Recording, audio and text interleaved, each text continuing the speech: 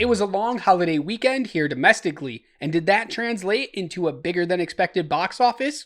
We're going to find out right now. I'm Adam, and this is Does It Hold Up? And let's see if this past weekend's box office actually did hold up. As always, we're going to start with what were the top 10 movies. In first place, a bit of a surprise being able to hold on to that top spot, is The Hunger Games, The Ballad of Songbirds and Snakes. Takes in $29 million, a 35% drop only, which is pretty good. We're going to check back in on that just in a little bit. So far, it's brought in $98.6 million. In second place is a 2.5-hour biopic about the military general Napoleon Bonaparte, simply called Napoleon. Makes sense. And it brought in $20,600,000. It's taken in $32.7 million over the 5-day holiday weekend. Not a bad start here. In third place, also new to the list, is Disney's Wish, the newest animated film from the Walt Disney Pictures Animation Studio. It brought in $19.7 million, and over the 5-day weekend, it made $31.6 million. In fourth place is Trolls Band Together in its second week, a 41% drop, but it still made $17.8 million, and it's got a nice, healthy total so far of $64.7 million. And rounding out the top 5, also in its second week, is the horror movie Thanksgiving. It brings in another $7 million, only a 31% drop, and it's made $24 million so far. In sixth place, dropping very far, very fast, is Marvel's The Marvels in its third week, brings in just $6.3 million, another 38% drop, which compared to its first drop of 78%, well, 38's not that bad. So far, it's brought in $76.7 million. It's going to inch its way to that $100 million. In seventh place, hanging on to that spot, is The Holdovers, and it actually gained 4% in box office this weekend. With $2.8 million, it's made just under $13 million so far, and it seems to be the talk of the town. Apparently very great performances in a very well-told story. I'm excited to watch this one. I'm not sure when I'm going to get a chance to check it out, but I'm hoping it's sooner rather than later. In eighth place is Taylor Swift The Eras Tour, still hanging around in that top 10. She brought in another $2.3 million, a 16% drop only, but it's been $178.2 million for this movie so far. Everybody's happy. In ninth place in its second week is Saltburn, bringing in $1.86 million. It had a 477% increase this week, and that's because it went from 7 theaters to around 1,500 theaters, went into wide release, and it shows. And the movie that's hanging around in 10th place is Five Nights at Freddy's in its 5th week, $1.7 million, a 51% drop, but I'm pretty sure they're happy. This is a Blumhouse picture, meaning you know they kept the budget extremely low, and it's already taken in $136.1 million. So at the end of the day, it's going to turn a profit theatrically, and everybody's going to be happy. I imagine we will definitely be getting Five Nights at Freddy's Part 2 sooner rather than later. We had 3 movies fall out of the top 10 this week. Next Goal Wins after just 1 week. Thank God, that movie was awful. Priscilla after 4 weeks. And Killers of the Flower Moon after 5 weeks. Let's check in with that one in a little bit. So we got a pretty solid hold for The Hunger Games this week. It opened extremely low compared to some of its other movies in the franchise, but a 35% drop is not bad at all, especially when you compare it to the other 4 Hunger Games movies that have already happened.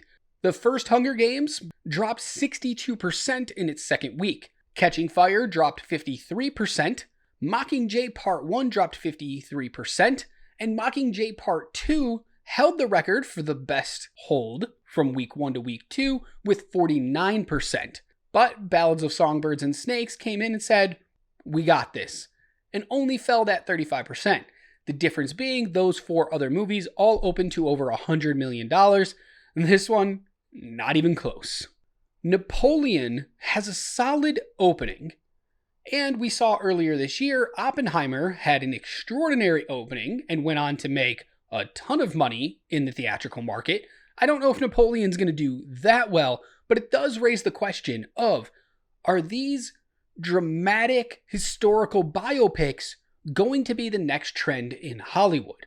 We saw Oppenheimer do really well. If Napoleon even does a portion of what Oppenheimer did, I imagine a lot of studios are going to be picking up any story they can and trying to put out an epic about it.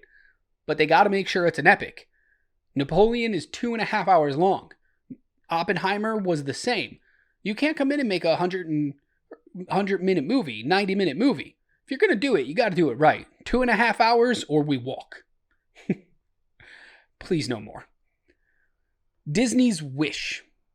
Not a movie that I'm excited for. I have friends who are giant Disney fans, and they weren't really excited for this one as well.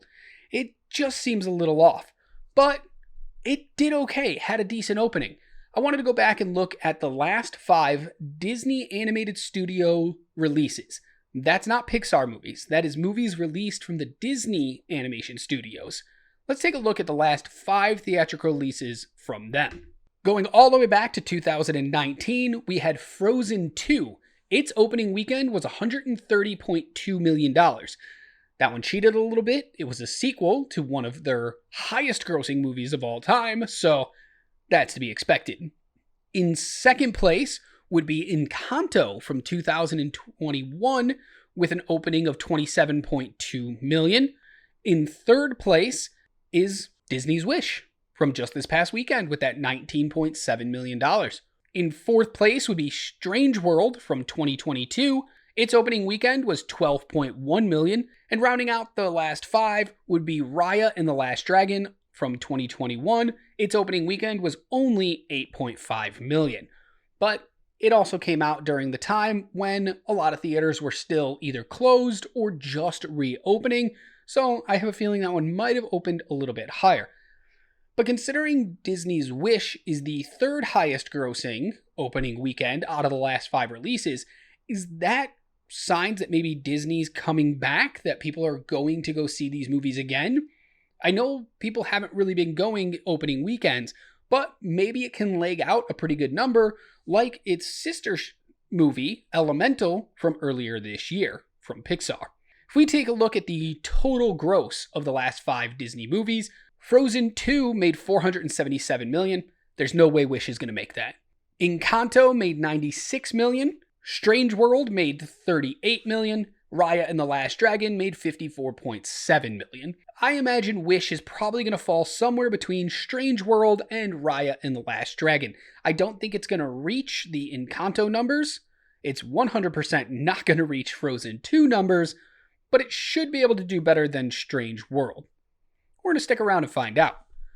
Killers of the Flower Moon dropped out of the top 10 this past weekend, and taking a look at Martin Scorsese movies, this is his 8th highest grossing movie.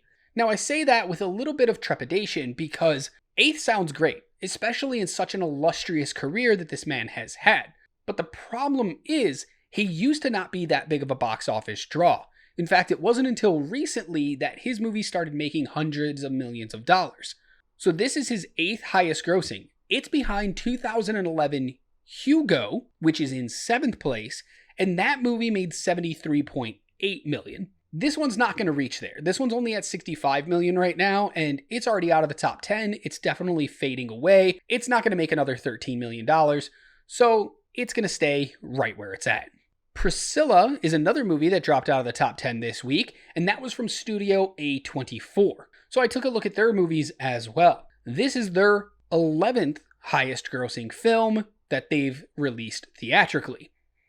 Not great. When this one's only at $19.6 million, it's not great to say, oh yeah, it's our 12th highest grossing movie ever.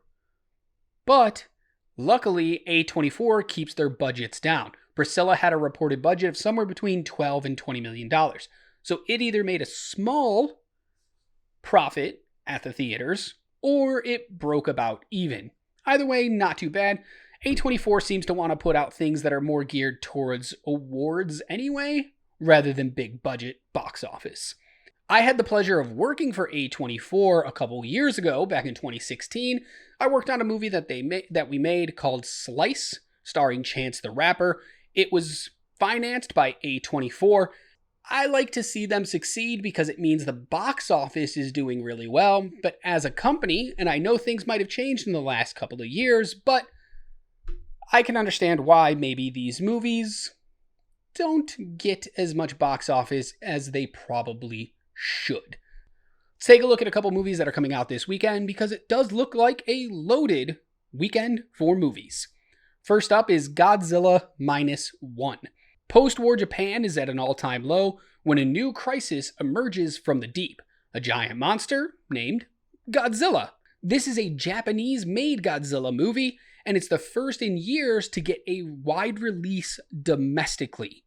So I'm interested to see what this one's about and see how well it does. Will the Godzilla fans actually go check this one out in theaters, or are they going to wait until they can watch it from the comfort of their own home?